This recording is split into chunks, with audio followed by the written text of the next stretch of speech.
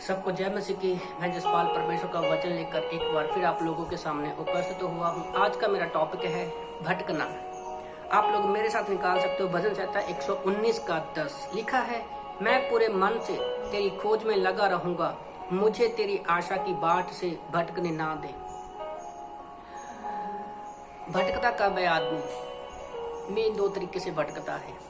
आज आदमी धरती के किसी भी एरिया में भटक जाए, रास्ता भटक जाए, तो आज GPS सिस्टम है, बहुत सारी टेक्नोलॉजी है कि वो वापस अपनी जगह पर आ सकता है, जब अपनी मंजिल पर पहुंच सकता है। पर अगर हम एक बार अपने विचारों में, अपने मन में भटक गए, तो याद रखिए वो जल्दी वापस आना बहुत मुश्किल होता है और हमें वापस आने में काफ़ी समय लग जाता है। तो सबसे पहला ध्यान भटकने का कारण क्या है? वो है आवाज़। परीक्षा चल रही हो, संगति चल रही हो, प्रार्थना कर रहे हो, बाइबल पढ़ रहे हो, सब कुछ कर रहे हो, एक चुटकी बजाओ, हमारा ध्यान आवाज़ के कारण भटक जाता है। थोड़ा सा शोर हो, हमारा ध्यान भटक जाता है।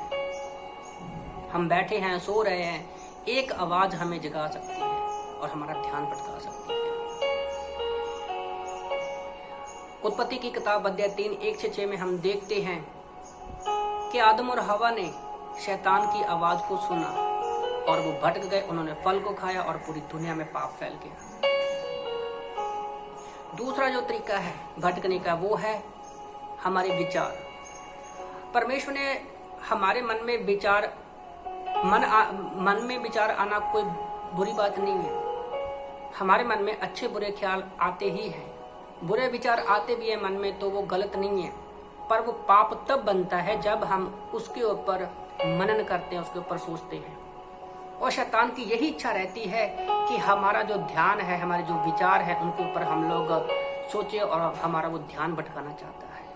और ये ज़्यादातर तब होता है जब हम बाइबल पढ़ते हैं, प्रार्थना करते हैं,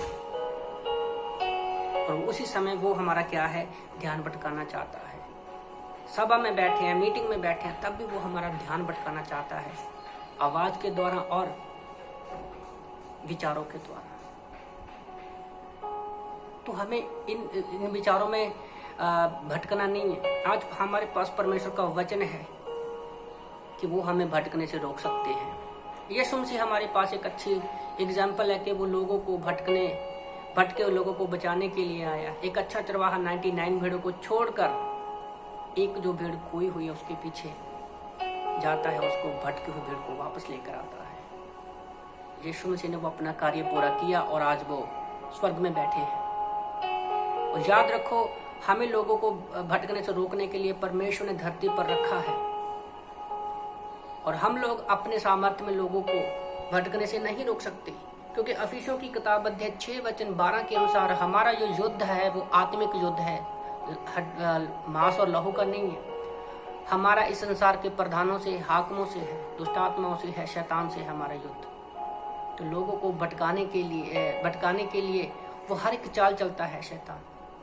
तो लोगों को भटकने से बचाने के लिए हमें पवित्र आत्मा की अगुवाई में चलना जरूरी है।